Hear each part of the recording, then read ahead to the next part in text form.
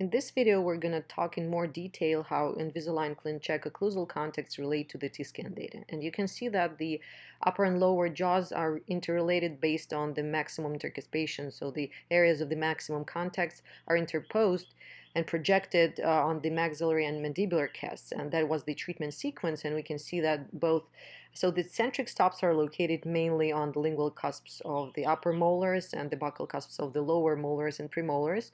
And we don't have the contacts on incisors at the end of treatment, planned treatments. This is the visualization of the contacts at the end of treatment, and we can see that the contacts are located in the areas where they're supposed to be. I want to show you how the treatment is actually planned. So we're resolving the lower crowding, and we're creating more anterior guidance here with the help of extrusion of the upper central incisors and the canine. And the cusps are actually, the positions of the cusps is corrected by derotating second molars and by distal tipping of the distal cusps of these first molars. So this way we want to create more contacts and try to resolve the contacts on the inclines of the cusps on the second molars here. So this is the visualization from all three perspectives, from different views and from the lingual.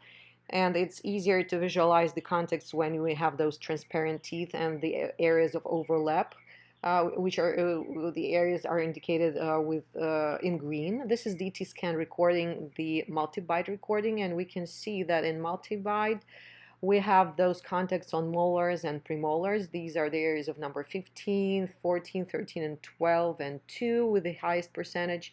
And as the mandible engages more with maxillary teeth, we have more contacts, and number 9 and 8 start to engage even more, and we have those force outliers. And this is the little C1, D1 interval. This is the time when the mandible, it disengages and it starts pushing out from the maxillary arch, and this is the most important time when we have those contacts on 13, 12, 2, and 15, which are actually those interferences in static occlusion in closure. So how to avoid those interferences with the Clincheck, with Invisalign Clincheck?